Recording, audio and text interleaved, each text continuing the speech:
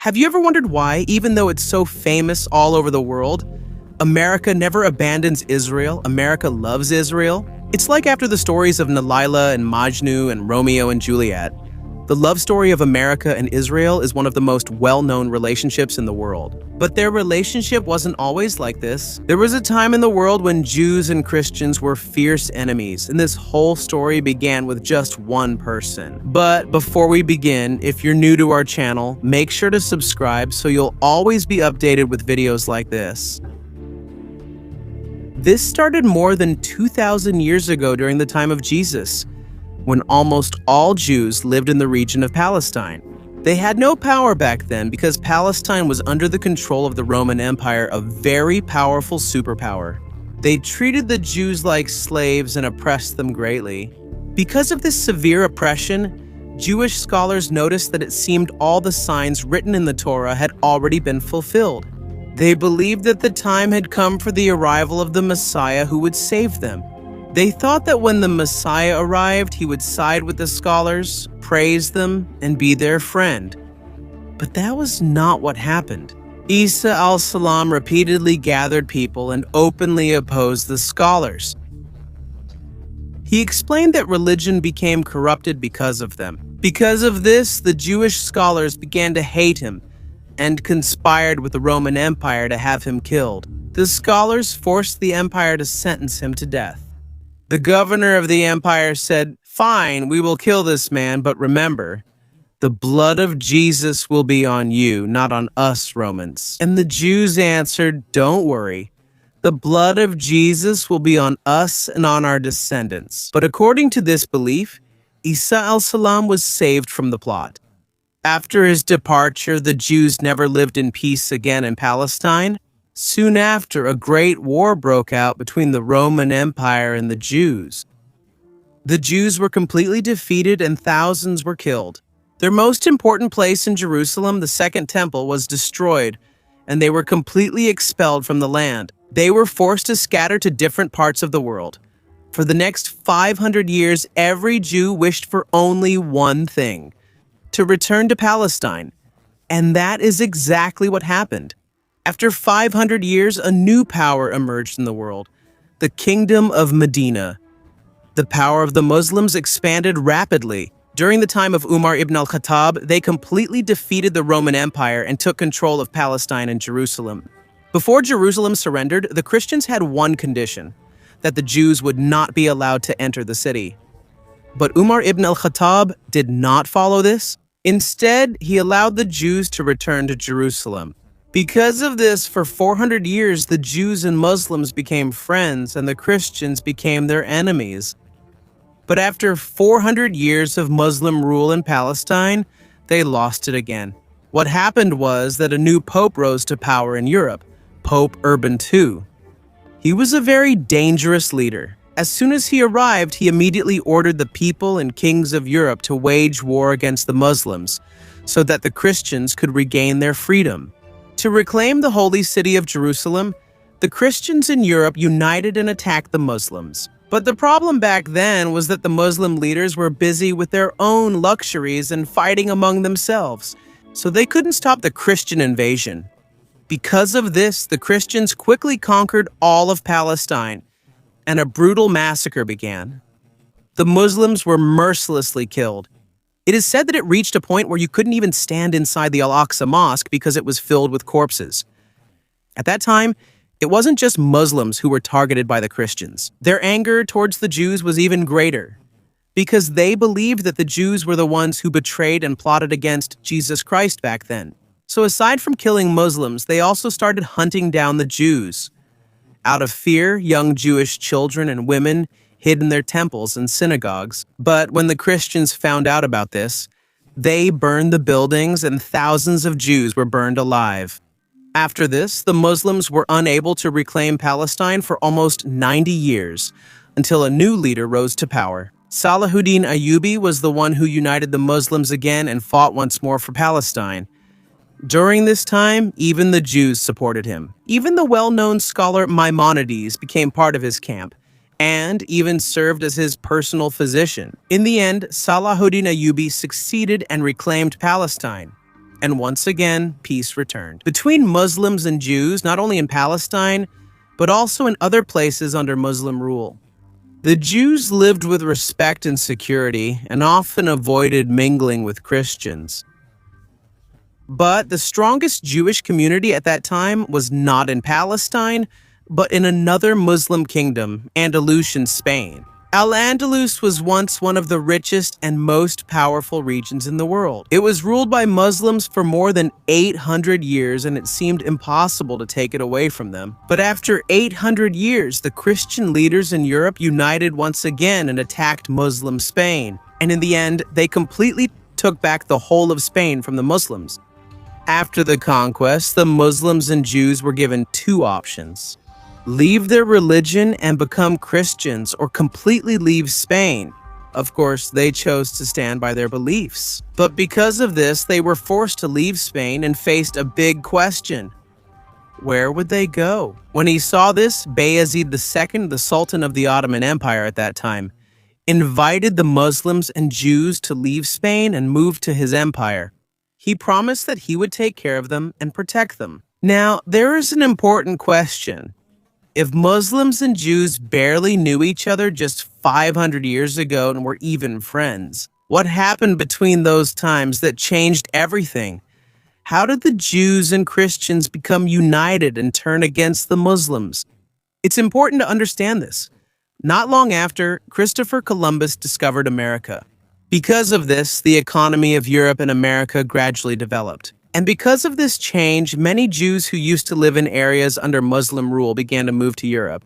There are stories that say they formed a secret group called the Illuminati and supposedly became wealthy through magic and dealings with the jinn. But let's be clear, there's no truth to this. All of those are just stories and speculations. If people really got rich through magic, Elon Musk wouldn't be one of the richest in the world. It would probably just be some random sorcerer. So if magic isn't the reason, how did the Jews become so powerful in the field of economics? This is where the story gets interesting. When the Jews moved to Europe, the intense anger of the Christians towards them was still there. So to control them, Christian leaders made laws.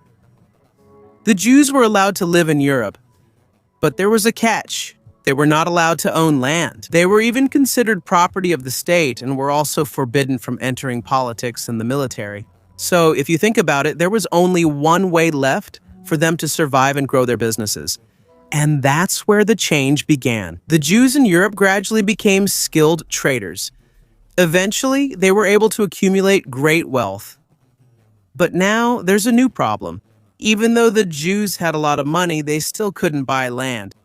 Meanwhile, the Christians spent almost all their money on buying land. Because of this, a unique situation gradually developed in Europe. The Christians had land but lacked cash. Meanwhile, the Jews had a lot of money but didn't own any land.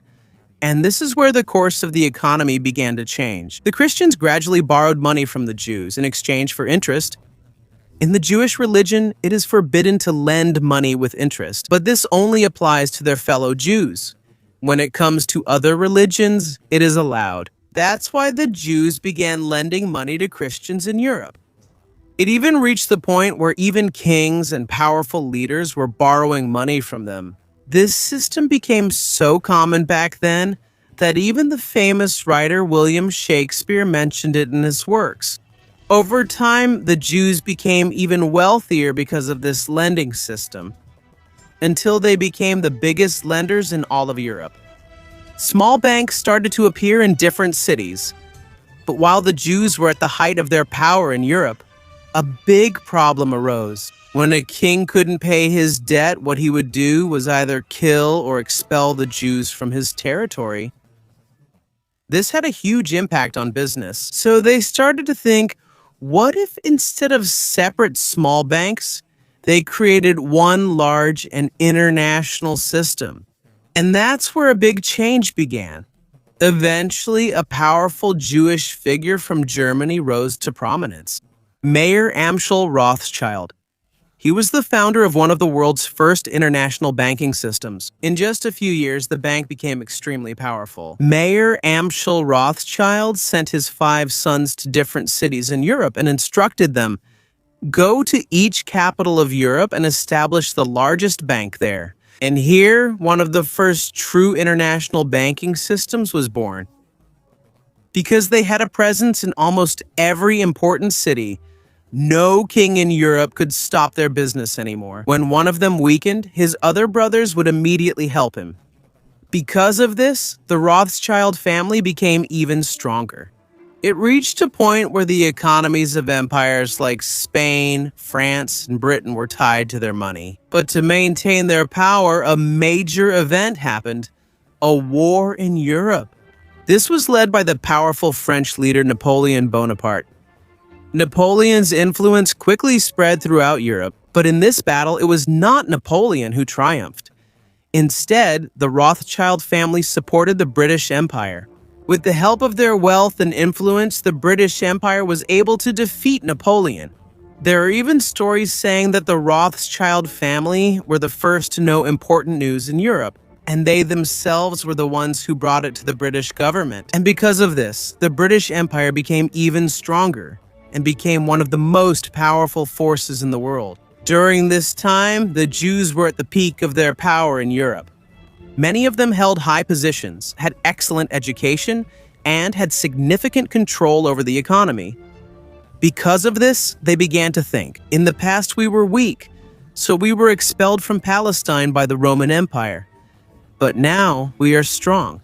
We are now capable of returning. And here the idea of Zionism gradually emerged. Thousands of Jews secretly began moving from different parts of the world to Palestine. Little by little, they started buying land. At that time, much of the land in Palestine was barren and not highly valued.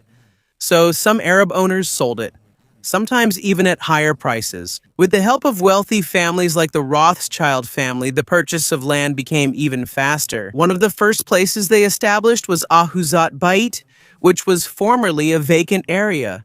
Eventually, this became Tel Aviv, which is now a modern city in Israel. As more Jews arrived in Palestine, they further strengthened their community through their own language, newspapers, radio, and other institutions. After almost 2,000 years, they gradually reestablished their presence in that land. And at this point, they gained another powerful ally, the evangelical Christians in the United States. These groups believed that the land was given by God to the Jews. Then all of a sudden, a book came out in the United States titled Jesus is Coming. It delivered a powerful message to Christians all over the world. My fellow Christians, wake up because Jesus Christ is coming back soon. And according to the message, Jesus will only return when the Jews have their own nation again in Palestine. The book quickly became popular, selling millions of copies in America. Because of this, many Christians in America believe that Israel must first be established before the return of Jesus can happen. It even reached the point where many citizens wrote to their president, asking him to support the establishment of Israel and Palestine. And now, the Jews have a very powerful ally, the American people. During this time, the Zionist movement became known to the world. They held their first major assembly in Switzerland. Here, their leader, Theodor Herzl, spoke and said, "I have something to say that you might laugh at, but someday the Jews will have their own country in Palestine." At that time, it seemed impossible, but he insisted, "Wait for it. Within 50 years, this will come true," and it's surprising. Exactly 50 years after that statement, the State of Israel was established. Because of the strong dedication of the Zionists, they also began to create symbols, including their flag. Theodor Herzl also sent people to Palestine to secretly study the situation in Jerusalem. They sent a message: Jerusalem is a beautiful bride, but the problem is she is already married. At that time, Palestine was still under the Ottoman Empire, and the ruler was Sultan Abdul Hamid II, a strong and brave leader. So Herzl personally approached him and made an offer. The Zionists would pay off the huge debt of the Ottoman Empire in exchange for giving Palestine to the Jews, but the Sultan firmly refused. "Even if you cut my body into pieces, I will never give Palestine to you." This is where the clash between the two sides intensified. So the Zionists turned to another powerful ally, the British Empire. They asked for help in establishing their own nation. At first, Britain offered them other places, such as Uganda or Argentina.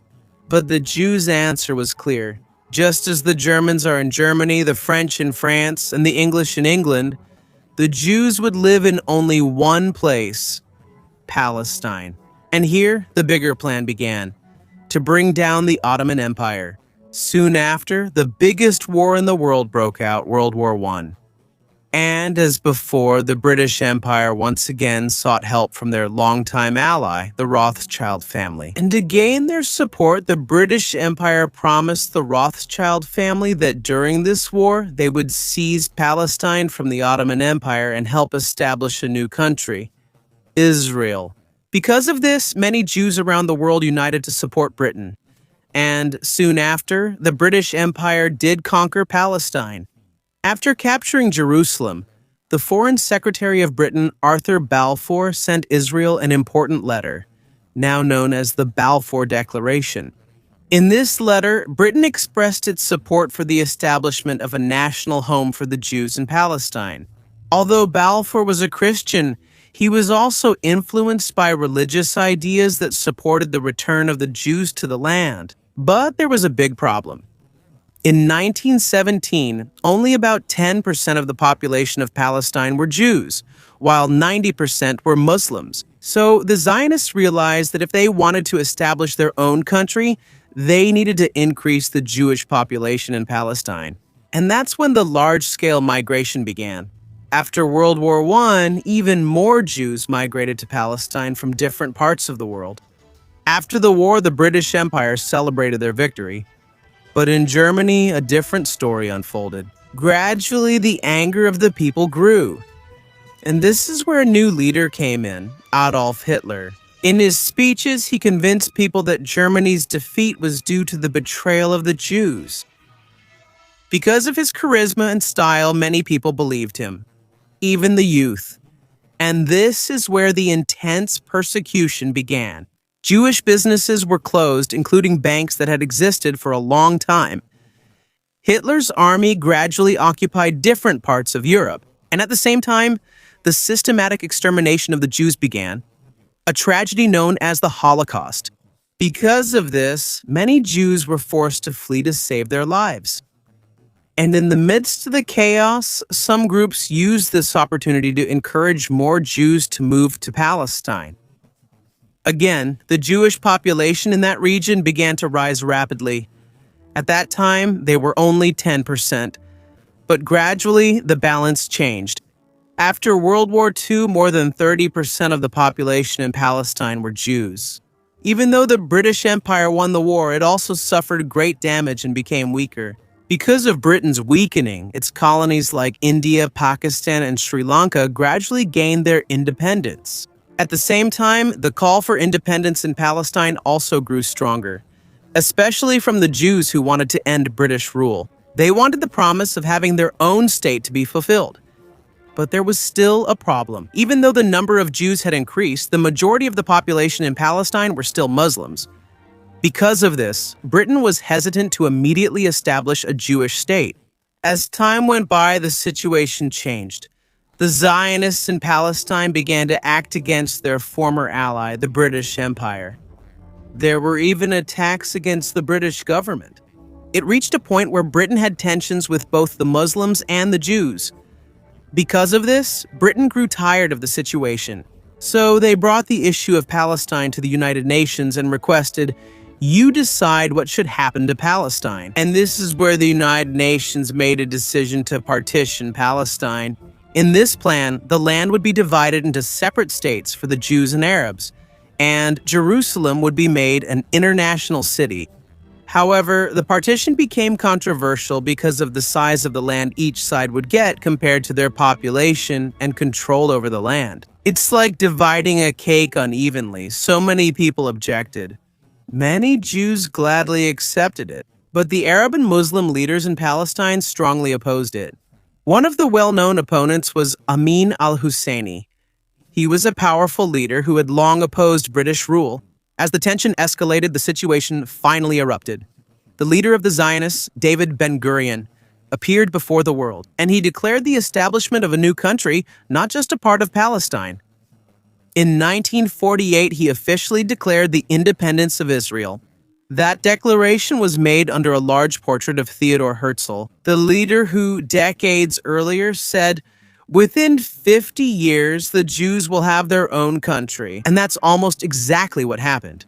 Just minutes after the declaration of Israel's independence, it was immediately recognized by the United States. The Soviet Union and other countries soon followed. Not long after, war broke out. The day after Israel's declaration, it was attacked by several Arab countries. But despite their numbers, they were not able to stop Israel. With support from the West, Israel was not only able to defend itself, but also expand its control over territory. Amidst the chaos, one of the biggest issues was the population. At that time, there were still more Arabs in Palestine compared to Jews. Because of this, there was a massive displacement and expulsion of Palestinians from their homes, an event known as the Nakba. Hundreds of thousands of Palestinians were forced to leave their land. At the same time, many Jews from different parts of the world migrated to the newly established state of Israel. Because of this, the population balance in the region quickly changed. Until now, the conflict between Israel and Palestine remains one of the most complicated and controversial issues in the world. This is a story of history, religion, politics, and land that is still searching for true peace.